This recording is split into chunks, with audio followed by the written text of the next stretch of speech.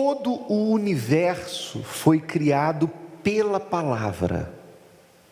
Deus, à medida que a Bíblia diz que a terra era sem forma e vazia, e havia trevas sobre a face do abismo, havia água em toda parte, né? Não tinha separação entre água e terra, toda a terra estava coberta por água, sem forma, vazia. Então Deus disse: haja luz. Foi como acender uma luz. Tudo que Deus foi falando, então foi se trazendo à existência, trouxe à existência o que não existia. Houve separação entre dia e noite, entre a terra seca e as águas, e Deus foi enchendo a terra das suas maravilhas. E Ele criou os animais, e criou o homem. Mas de todas as suas criações, somente ao homem Deus deu o poder da palavra. O leão não fala, o tigre não fala, os pássaros não falam, os peixes não falam, nenhum ser tem o poder de verbalizar aquilo que sente, aquilo que pensa. Somente o ser humano, nós temos o poder de verbalizar aquilo que nós estamos sentindo, aquilo que nós estamos pensando.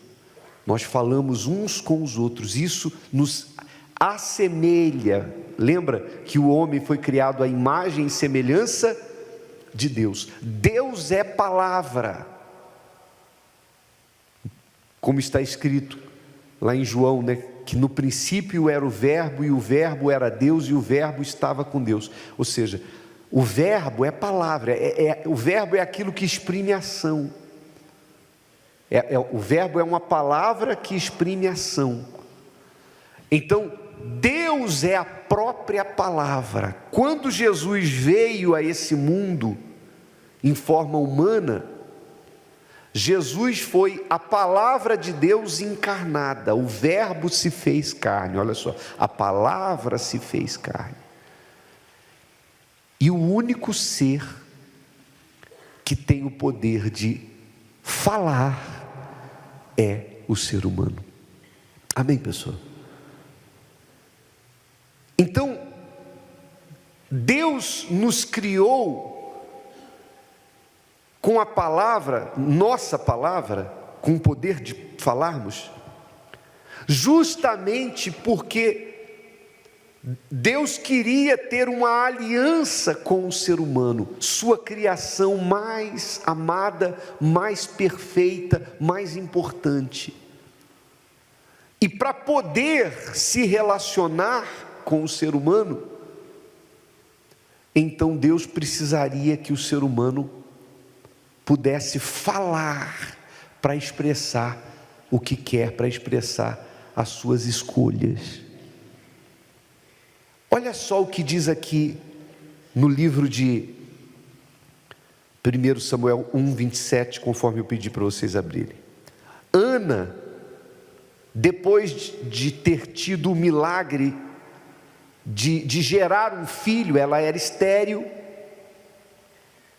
ela, ano após ano, quando ela ia na igreja, ela chorava, porque ela não podia ter filhos, e a rival dela, o marido dela tinha uma outra mulher, naquela época podia, e essa outra mulher tinha vários filhos, então ela zombava de Ana, chamava Ana de estéril, lá vai a estéril. Então foram anos de humilhação, e toda vez que ia no templo, Ana apenas chorava. Mas um dia Ana entrou no templo diferente, ela estava no seu limite, e dessa vez ela não apenas chorou, ela falou. ela verbalizou a angústia dela diante de Deus e fez um voto, empenhando a palavra dela, de que se Deus lhe desse um filho, e filho homem, que era mais valorizado, o nascimento de um filho homem, naquela época era diferente de hoje, tinha um valor extraordinário, porque as nações precisavam mais dos homens, para poder guardar a família, enfim, caçar, trazer o alimento. Então, ela foi específica, ela falou assim: se o Senhor me der um filho homem, eu o darei ao Senhor, ele será do Senhor, não vai ser para mim, vai ser para a tua glória. E ela fez um voto, e depois desse dia, Ana engravidou do seu marido, e nasceu de Ana um filho que traria honra para ela e para o nome de Deus, porque foi um dos maiores profetas da história de Israel. Ana foi mãe do profeta Samuel. E quando chegou o momento em que o menino foi desmamado, então ela levou o menino no templo para entregar ao sacerdote, para que ele crescesse no templo, não seria mais dela. Ali ela viraria as costas, iria embora e deixaria o menino para crescer sob os cuidados do sacerdote, do sumo sacerdote. Então Ana disse assim: olha, por este menino orava eu. Oração são palavras, não é isso? E o Senhor atendeu a minha petição, que eu lhe tinha feito. Ou seja, eu falei, eu pedi, eu expressei, e Ele respondeu a minha oração. Por isso também ao Senhor eu o entreguei, por todos os dias que viver, pois ao Senhor foi pedido, e adorou ali ao Senhor. Ou seja, ele ou ela, eu vou descer para ficar mais perto de vocês agora. Em outras palavras, Ana estava dizendo assim: esse menino é a realização do impossível. Esse menino é fruto de um milagre, porque eu não poderia tê-lo, mas eu orei ao Senhor, quer dizer, eu falei ao Senhor, e Ele ouviu a minha voz e me respondeu. Está vendo? Quando você fala com Deus, você fala e Ele responde. E eu disse para Deus que o daria, para que ele fosse dele. Então eu estou aqui agora para o entregar. Ou seja, é como se ela estivesse dizendo o seguinte: Deus foi fiel à palavra dele para comigo, então eu estou aqui agora para cumprir a minha palavra. E ela cumpriu o voto e entregou Samuel para que esse fosse educado no templo. Samuel cresceu morando no templo, mas o que ela falou que faria, ela fez. Qual a lição nós tiramos disso? A lição de que Deus trabalha com a palavra dele, e Ele procura pessoas que também tenham palavra. Deus não lida com alguém que não tenha palavra. O ponto de partida para Deus agir na vida de uma pessoa é a palavra dessa pessoa empenhada diante dele com sinceridade.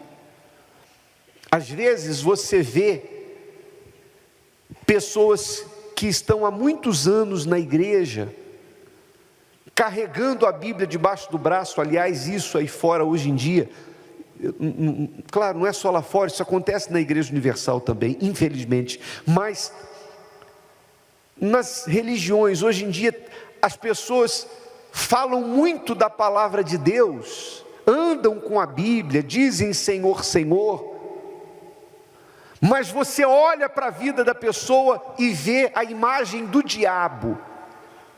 Você vê a pessoa professando fé na palavra de Deus, mas vivendo na depressão, insônia, fracasso no casamento, fracasso na família. A vida da pessoa é um inferno, um pedaço do inferno, mas ela diz que crê na palavra. Por que razão ela não tem um testemunho, como Ana contou dela, como a gente acabou de ler? Por que não funciona para ela? Porque Deus não viu nela ainda esse caráter de ter palavra, sinceridade, honestidade. Se Deus vir você falar uma coisa aqui, mas dentro de você há outra, então o que você falou para Ele não tem nenhum valor, porque Ele sonda as intenções. O profeta Jeremias escreveu, disse que Deus esquadrinha o coração e prova os pensamentos. Lembra que Jesus disse que 2 homens subiram ao monte para orar? Um era religioso, o outro era publicano. Quando você ouve falar na Bíblia de publicano, são os piores pecadores. Publicano era o coletor de impostos, eles defraudavam o próximo. Então subiu um pecador, publicano, e subiu o religioso. E Jesus disse que o religioso orava de si para si. Ou seja, a oração dele não passava do teto, não chegava em Deus. Ele orava de si para si, dizia: ó Senhor, obrigado Senhor, porque eu não sou como esse pecador. Eu jejuo toda semana, eu dou dízimo, eu faço isso, eu faço aquilo. Ele ficava elogiando ele, como se ele estivesse fazendo alguma coisa para Deus. E a Bíblia diz que o pecador nem ousava levantar a cabeça, mas batia no peito e dizia: Senhor, tenha misericórdia, ser propício a mim, porque eu sou um pecador. Jesus disse que quando os 2 desceram do monte, o religioso desceu vazio, mas o pecador foi justificado. Por que ele foi justificado? Por que as palavras do religioso não passaram, não chegaram no céu? Não vou falar que bateu no teto e voltou, porque eles não estavam dentro da igreja. Mas as palavras dele não chegaram a Deus. E por que as palavras do pecador chegaram para Deus? Porque Deus olha a sinceridade. Amém, pessoal? O que você fala para Deus tem que ser verdade. Deus, Ele é a própria palavra, e Ele busca pessoas para se relacionar com Ele que tenham palavra, porque a palavra revela o seu caráter. Bispo, mas o publicano era pecador. Sim, ele era pecador, mas a partir do momento que uma pessoa é sincera, então Deus ajuda ela. Normalmente, é aquilo que eu falei, às vezes acontece isso na igreja, a pessoa está há anos na igreja, e ela não recebe o Espírito Santo, fica aqui andando em círculo, tem a Bíblia, vem na igreja, mas não recebe o Espírito Santo. Por quê? Porque ela não rasga o coração, ela não mostra do lado de fora o que é do lado de dentro. Ela se mostra uma coisa aqui, lá fora ela é outra. Então, vem uma prostituta, aquela pessoa já está há anos na igreja, e chega uma prostituta hoje, com vestes indecentes, e ela chega aqui e fala assim: olha, Senhor, eu nem mereço estar aqui dentro, eu sou suja, eu estive com vários homens essa noite, eu sou um verme, eu não sei o que fazer da minha vida, eu estou aqui, se o Senhor existe, me ajuda. Deus ouve aquela oração, porque a pessoa foi sincera. Quem está entendendo?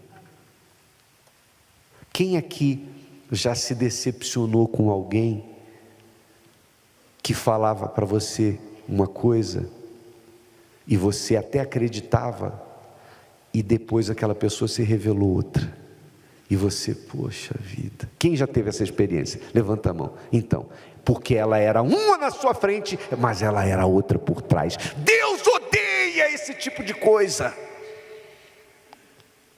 Deus não busca o perfeito, porque o perfeito não existe, mas Deus abomina a hipocrisia, a insinceridade, sabe? A pessoa que passa uma cerinha na sua rachadura para se fazer passar por perfeita. Deus não aceita, porque Ele conhece o vaso rachado e o que não é rachado. Ele vê, Ele sabe. Você sabe que a palavra sincera nasceu disso, né? Os vasos eram feitos e colocados no sol para secar, e tinham vasos que depois que colocava-se no sol para secar, rachavam. E aí o oleiro, para não perder o vaso, ele ia lá e passava uma cera na rachadura, e aí colocava lá para vender. Parecia que estava perfeito igual o outro, mas não, tinha uma rachadura. Mas o comprador que entendia, ele chegava e dizia assim: esse vaso é com cera ou sem cera? Não, esse aqui é sem cera. Ele falou: então tá bom. Sem cera significa dizer o seguinte: não foi maquiado, ele está aí sem nenhuma, a gente não adulterou ele. E daí nasceu a palavra sincera. Então, quando você entra na presença de Deus, você entra com cera ou sem cera? Compreende, sim ou não? Porque se você tenta passar uma cerinha, Deus não se engana, Ele nos conhece. Então o melhor é você ser verdadeiro. Deus busca pessoas verdadeiras. Por isso que a gente vê tantos testemunhos de pessoas que chegaram um dia na igreja toda tortas, chegaram tortas, completamente tortas, com a vida completamente errada, mas essas pessoas chegaram e falaram: está rachado aqui, eu sou isso, eu sou uma porcaria. Elas foram sinceras e Deus se manifestou. Deus procura pessoas que tenham palavra. É a partir dessa palavra sincera que você se liga com Deus, que o pecador é ligado com Deus. Quem entendeu direitinho, faz assim. Nós vamos assistir alguns cortes que foram tirados de alguns testemunhos fortíssimos, que destacam exatamente esse momento que essas pessoas chegaram na igreja na desgraça, sujas, erradas, mas elas conseguiram se apresentar diante de Deus dessa forma que eu falei aqui para vocês. Presta atenção, coloca aí.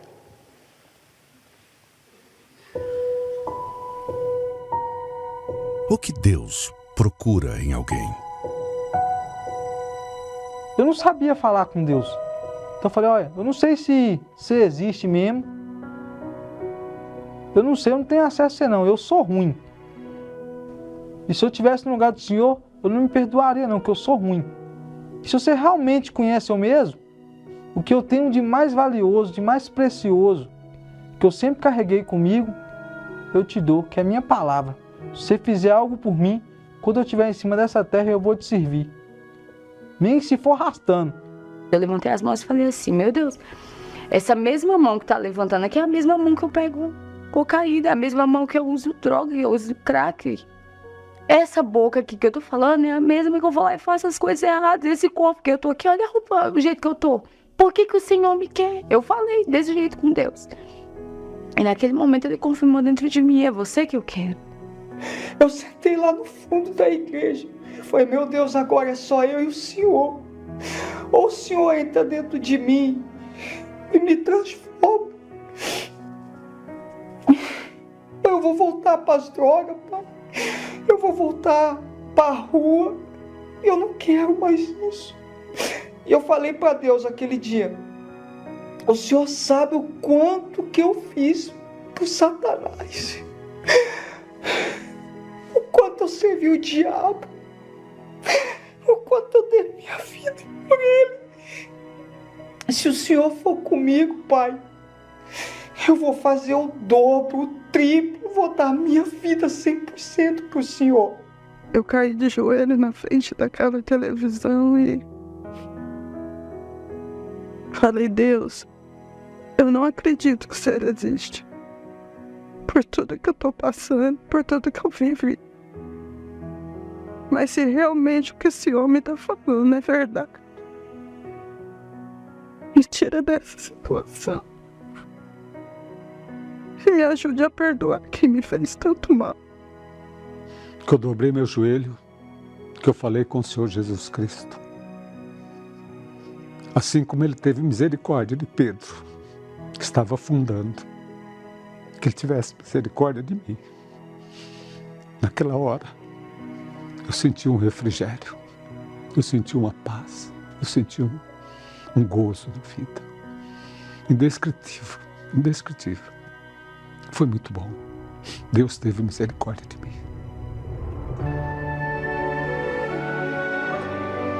Mais do que um lindo coro de vozes, é este som que toca o mais profundo da alma de Deus. O som da sinceridade, da verdadeira humildade. Para este, o Altíssimo se inclina para receber suas genuínas palavras. É impossível Ele não ouvir uma pessoa humilde.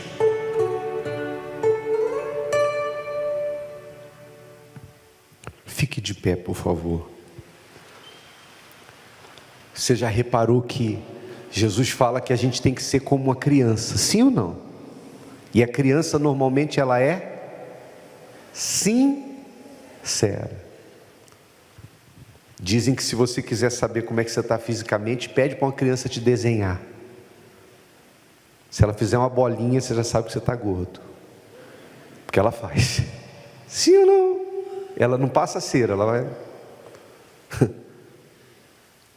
Certa vez eu tive a experiência de conversar com um amigo, uma pessoa, por telefone, e aí pedi para falar com o filho dele que é pequeno, e aí conversando com o filho, eu falei: vem cá, e aí, como é que você está na escolinha, na IBI? Ele: não, já tem um tempo que eu não vou na IBI, meu pai não está indo na igreja não. Eu falei: ah, tá. A criança não esconde, já falou na cara. Eu falei: ah, é? Coloque as mãos sobre o seu coração.